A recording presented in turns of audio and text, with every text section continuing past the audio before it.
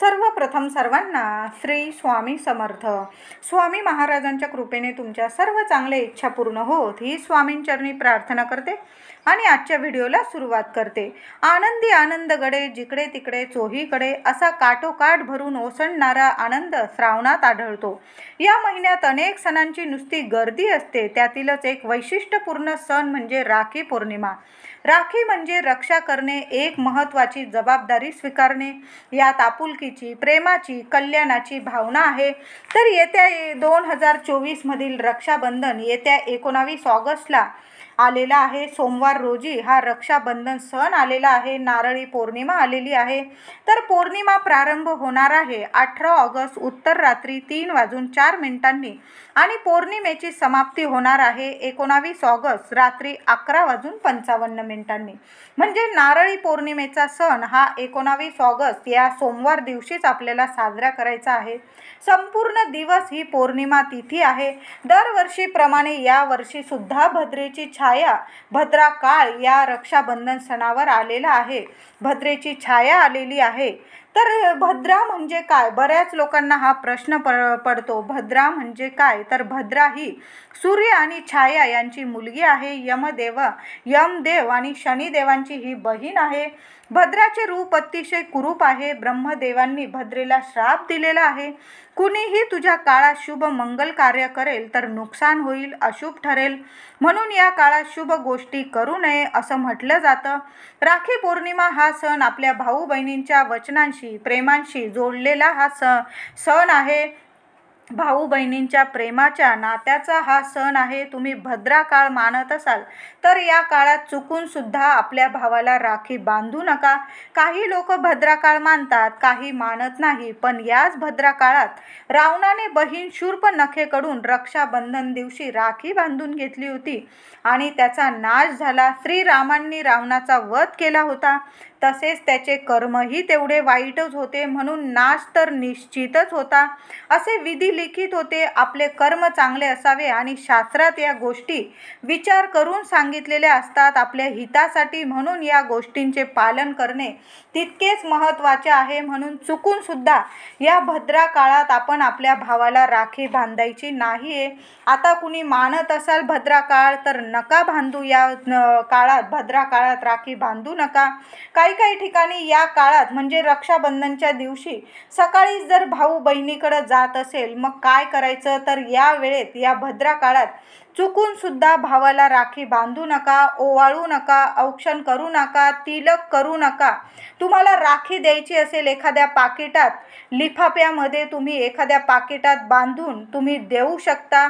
एखादा नारळ तुम्ही भावाच्या हातात दिला या वेळेत तरीही चालेल, किंवा तुम्ही एखाद्या पाकिटात राखी भावाला देऊन द्या. तो घरी जाऊन किंवा दुसऱ्या दिवशी सुद्धा बांधून घेईल. पण या भद्रा काळात राखी बांधू नका.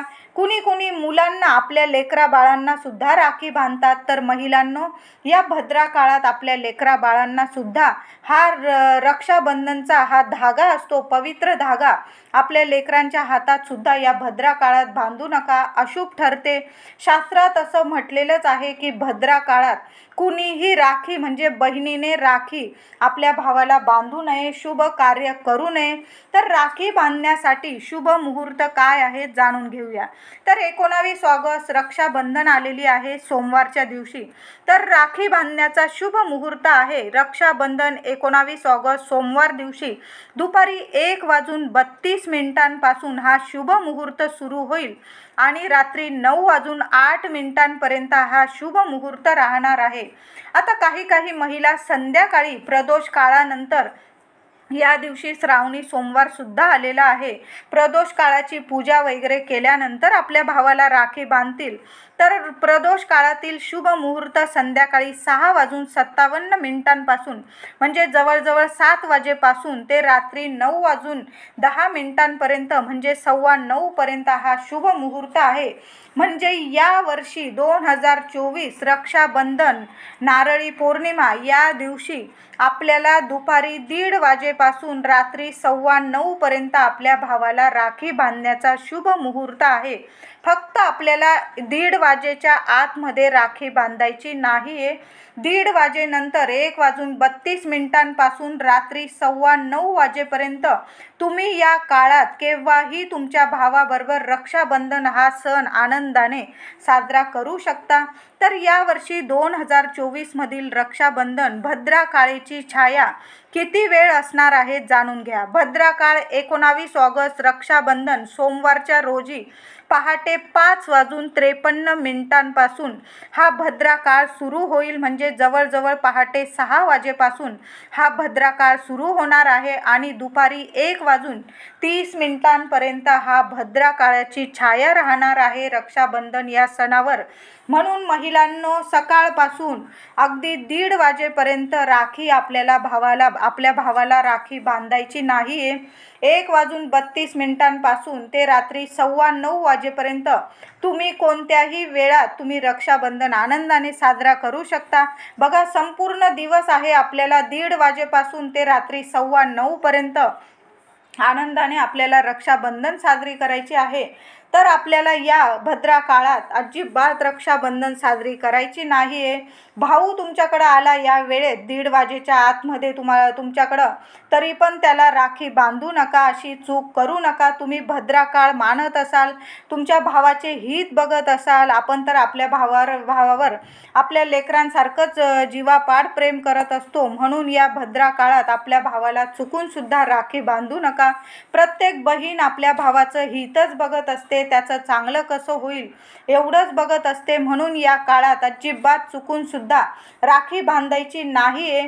तर हा भद्राकाळ संपल्यानंतर 1:30 वाजेपासून ते रात्री 9:15 तुम्ही आनंदाने रक्षाबंधन साजरी करायची आहे. आता रक्षाबंधन साजरी करताना पहिली राखी भावाला न बांधताना आपल्याला आपल्या गणपती बाप्पाला पहिली राखी बांधायची आहे. कधीच तुमच्या भावावर कुठलं संकट येणार नाही, विघ्न येणार नाही. म्हणून आधी पहिली राखी कोणाला बांधायची, तर विघ्नहर्त्याला, आपल्या घरातल्या गणपती बाप्पाला आपली पहिली राखी बांधायची आहे. तुमच्याकडं स्वामींची मूर्ती असेल, स्वामीच विघ्नहर्ता आहे, स्वामीच ब्रह्मांड नायक आहे. तुम्ही स्वामींना जरी राखी बांधली, तुमच्याकडं मूर्ती असेल स्वामींची, मी म्हणेल नक्की स्वामींना पहिली राखी बांधा. तुमच्याकडं गणपती बाप्पाची मूर्ती असेल, मी म्हणेल नक्की त्या विघ्नहर्त्याला पहिली राखी बांधा. आणि मग आपल्या भावाला, आपल्या लेकराबाळांना राखी हा पवित्र धागा मग आपल्या भावाला किंवा मुलांना बांधायचा आहे. पहिला पवित्र धागा या रक्षाबंधनच्या दिवशी 19 ऑगस्टला पहिला धागा, हा पवित्र धागा आपल्या बाप्पाला किंवा आपल्या स्वामींना बांधा. तुमच्याकडे बाळकृष्णाची मूर्ती असेल, तुम्ही त्या बाळकृष्णाच्या मूर्तीला सुद्धा हातात हा धागा बांधला तरीही चालेल. आणि मग आनंदाने तुम्ही 1:30 नंतर रक्षाबंधन साजरी करू शकता. आता या रक्षाबंधनच्या वेळेत तुम्ही 1:30 वाजेपर्यंत मग काय कराल, तुम्ही जेवणं वगैरे आटोपून घ्या, आनंदाने सणासारखा सण साजरा करा. फक्त आपल्याला औक्षण आणि हा पवित्र धागा 1:30 नंतर बांधायचा आहे. बाकी तुम्ही सणवार सारखाच साजरा करायचा आहे. फक्त औक्षण, तिलक आणि राखी बांधायचा हा सण, हा कार्यक्रम आपल्याला 1:30 नंतर ते रात्री 9:15 पर्यंत साजरा करायचा आहे. बाकी गोष्टी काही नाही पाळल्या तुम्ही तरी चालेल. काही महिला, पौर्णिमा आलेली आहे, महिला आपल्या मुलांवरून वगैरे घरावरून काही गोष्टीसुद्धा उतरवून टाकतात. तर ह्या पौर्णिमा आणि आपला भद्राकाळ आलेला आहे. महिलांनो, चुकून सुद्धा काही उपाय करत असाल तर 1:30 नंतर करायचे आहे. मुलांवरून काही गोष्टी उतरवणार असाल, इडापिडा जाऊ दे म्हणून, तर या गोष्टीसुद्धा आपल्याला 1:30 नंतर रात्री 9:15 पर्यंत तुम्ही उतरवल्या तरीही चालेल. पण जे काय उपाय तापाय करायचे आहे, राखी बांधायची आहे, ती 1:30 नंतर बांधायची आहे. या वेळेत भद्राकाळात चुकून सुद्धा काहीही करू नका. तर आजचा व्हिडिओ तुम्हाला आवडला असेल. अतिशय महत्त्वाची मी तुम्हाला माहिती सांगितलेली आहे.